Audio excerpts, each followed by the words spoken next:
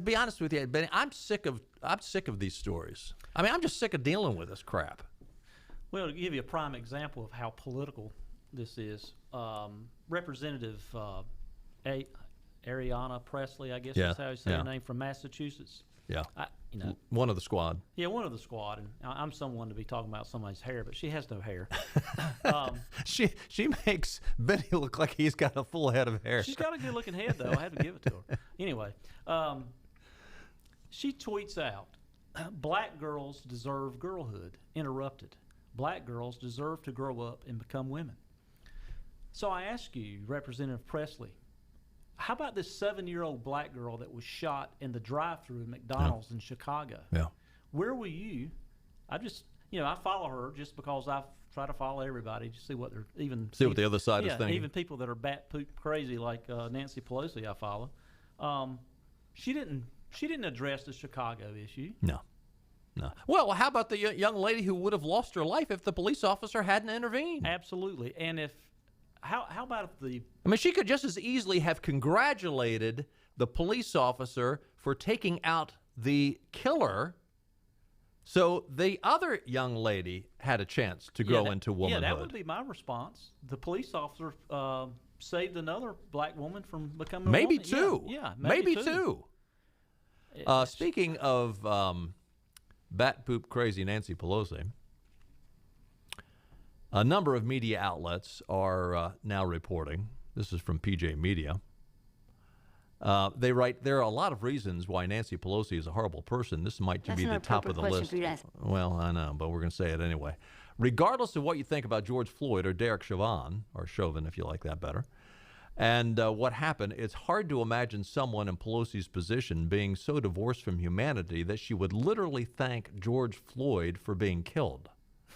But that is what she did yesterday. Thank you, George Floyd, for sacrificing your life, for being there to call out your mom. How heartbreaking that was to call out your mom. I can't breathe. This is bat poop crazy Nancy Pelosi from yesterday. Thank you, George Floyd, for sacrificing your life for justice, for being there to call out to your mom. How heartbreaking was that? Call out for your mom.